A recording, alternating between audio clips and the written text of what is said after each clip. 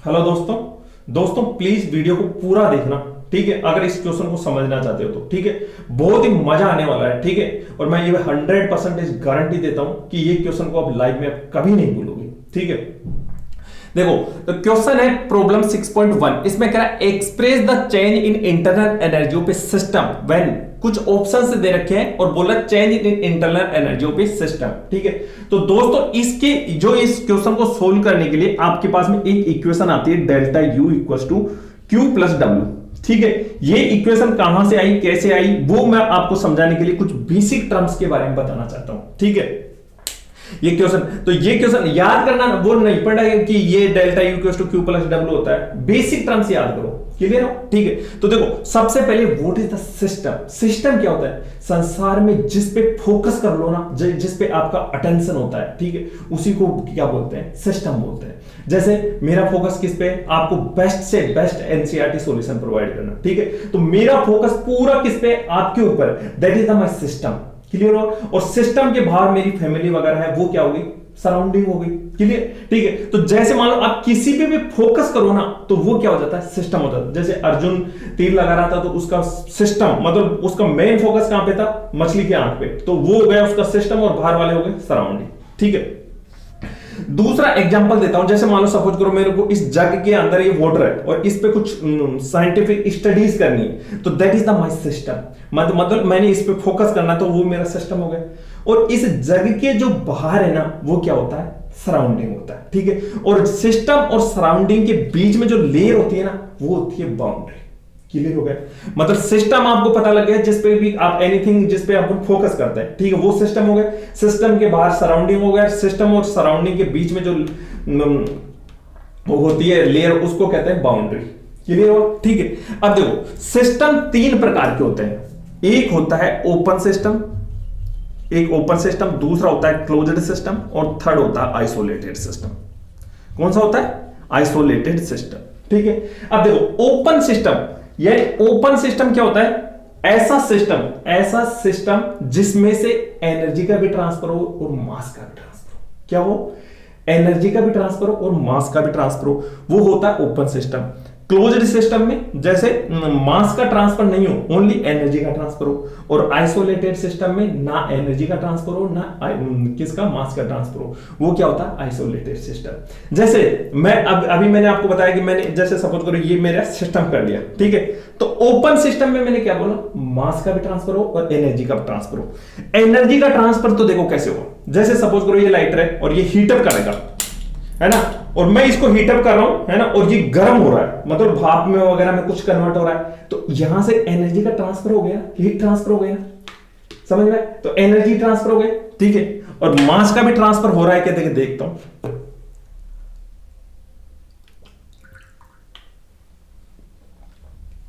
Open system, clear. Closed system, energy का तो transfer हो रहा है, मतलब हीटअप से कुछ हो रहा है, एनीथिंग, मतलब इसको एनर्जी दिया तो there is no mass transfer, clear, that is the closed system. और आइसोलेटेड सिस्टम, मतलब अगर इसकी बाउंड्रीज ऐसी हैं, इस पे कुछ असर नहीं पड़ रहा, मतलब कितना भी हीटअप कर लो कुछ भी असर नहीं पड़ रहा, that is the isolated system. Mass भी ट्रांसफर नहीं होता, समझ में आ गया दोस्तों। ये बेसिक टर्म्स इसीलिए बता रहा हूं कि आपको यहां क्वेश्चन में यहां से ये जो इक्वेशन आए ना, उसको याद नहीं करना पड़े, क्लियर, ठीक है। तो यहां तक open system, closed system, isolated system आपको पता लग गया, सिस्टम पता लग गया, और ये तीनों किस टाइप के सिस्टम होते हैं वो पता लग गया। अब आओ energy. What is the energy, क्या होती है एनर्जी होती है एबिलिटी टू डू वर्क, क्या होती है, एबिलिटी टू डू वर्क, ठीक है। तो जैसे मान लो सिस्टम, ये कोई सिस्टम है ना, तो सिस्टम की कितनी प्रकार की एनर्जी हो सकती है, ठीक है। तो मेनली मैग्नेटिक, इलेक्ट्रिकल वगैरह एनर्जी को नहीं कंसीडर कर रहा हूं मैं यहां पे, तो मेनली तीन टाइप की एनर्जी हो सकती है। एक होती है काइनेटिक एनर्जी, एक होती है पोटेंशियल एनर्जी, एक होती है इंटरनल एनर्जी। इंटरनल एनर्जी क्या होती है, माइक्रोस्कोपिक लेवल पे होती है, एक होती है मैक्रोस्कोपिक लेवल पे, माइक्रोस्कोपिक लेवल पे। माइक्रोस्कोप मतलब छोटे, चश्मा लगा के देखना पड़ेगा, ठीक है। और मैक्रोस्कोपिक लेवल है काइनेटिक एंड पोटेंशियल एनर्जी। जैसे पोटेंशियल एनर्जी क्या होती है, फिजिक्स में पढ़े हो, ये पोटेंशियल एनर्जी, चेंज हो रहा पोटेंशियल एनर्जी। और काइनेटिक एनर्जी मूविंग एनर्जी वाली, समझ में। और इंटरनल एनर्जी जैसे ये वाटर है ना, तो इस वाटर में अगर आप चश्मा माइक्रोस्कोपिक लेवल पे देखोगे तो काइनेटिक एनर्जी मॉलिक्यूल्स होगी, रोटेशनल एनर्जी होगी, वाइब्रेशन एनर्जी होगी, there are many type of energy में होती, कंसीडर करते हैं इंटरनल एनर्जी में। समझ में आ गया, ठीक है। तो देखो एनर्जी में क्या होता है, अभी हाल फिलहाल यहां काइनेटिक एंड पोटेंशियल एनर्जी को कंसीडर नहीं करेंगे, ठीक है। तो इंटरनल एनर्जी हो गई इसकी सिस्टम की। तो इंटरनल एनर्जी, इंटरनल देखो फर्स्ट लॉ ऑफ थर्मोडायनामिक्स क्या कहता है, energy neither be created nor be destroyed, it can be converted one form to another form during the process, ठीक है। मतलब इस एनर्जी को ट्रांसफर कर सकते हैं, ठीक है। तो देखो सब इसकी क्या है, डेल्टा यू, ठीक है। मतलब इसकी कुछ energy change in internal energy, ठीक है। तो दोस्तों ध्यान से सुनो, ध्यान से सुनो, internal energy of the system की चेंज कर सकते हैं तीन टाइप से। एक होता है मास ट्रांसफर से, दूसरा होता है एनर्जी ट्रांसफर से, और mass transfer, heat transfer and work transfer. क्या होता है, जैसे मान लो ये सिस्टम हुआ, ठीक है। तो मास में तो अगर मैं जैसे कोई हीटअप वाला वाटर डाल दूं, ठीक है, तो एनर्जी का ट्रांसफर, इंटरनल एनर्जी चेंज हुई ना, एनर्जी ट्रांसफर हुई ना, ठीक है। और अगर इसको हीट से कर दिया वो भी ट्रांसफर हुई। और वर्क, जैसे मान लो ये वर्क हो रहा है ऐसे, इसको वर्क, ये वर्क ही किया मान लो, अगर इसमें गैस है तो इसका प्रेशर वगैरह बढ़ेगा, अगर मैं ऐसे वो किया तो एनर्जी ट्रांसफर कैसे करते हैं, तीन टाइप से, mass transfer, heat transfer and work transfer, ठीक है।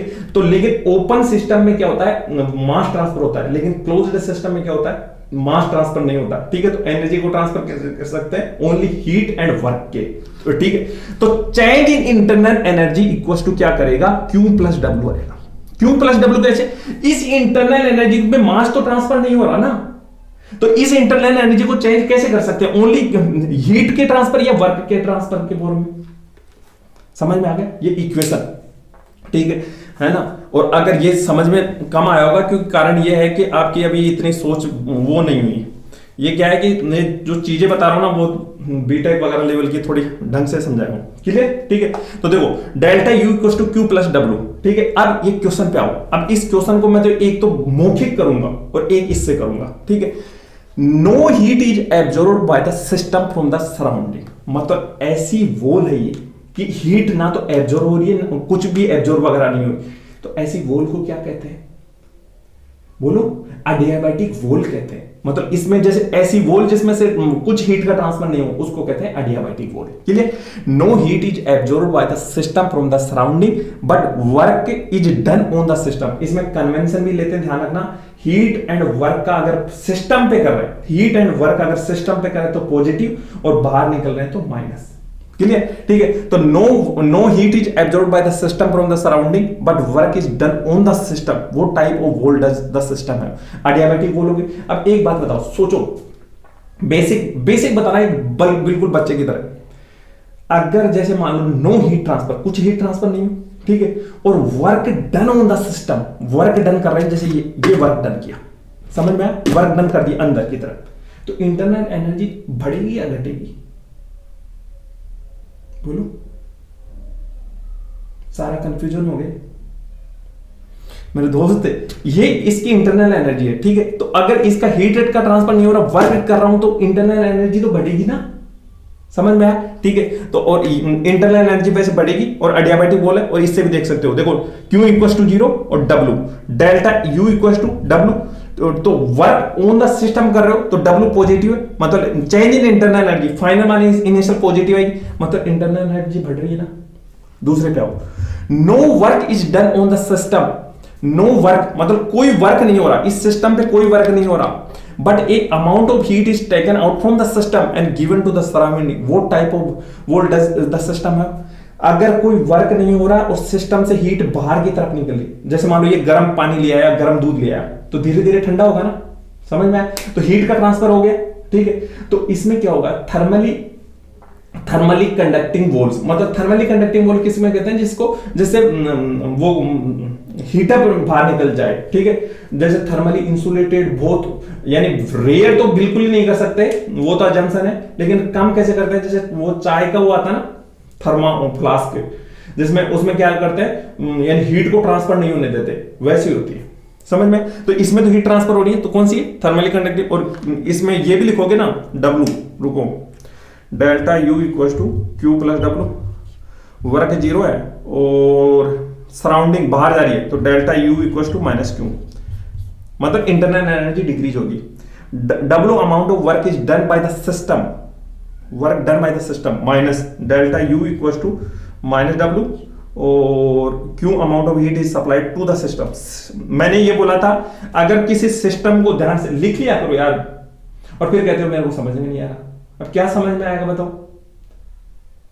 समझ में, मैं तो इतना मालूम पढ़ के वगैरह इतना लिख रहा हूं, अब आप सीधा एकदम से इसको अंदर वो समाना चाहते हो तो ऐसा थोड़ी होगा, ठीक है। तो delta U equal to Q minus W, अब लिख लो कि जो क्यू साइन कैसे होते हैं, जैसे सिस्टम, ये सिस्टम पे वर्क कर रहे हैं तो पॉजिटिव साइन और बाहर वर्क हो रहा है तो नेगेटिव साइन, सिस्टम पे हीट दे रहे हैं तो पॉजिटिव साइन और बाहर जा रही है तो नेगेटिव साइन।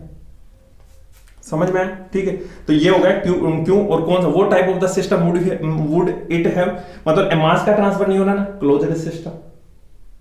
ठीक है दोस्तों, अगर फिर भी नहीं समझ में आया तो वीडियो को धीरे धीरे देखना और लिख लिख के देखना, समझ में आया? समझ में आएगा, 101% गारंटी है।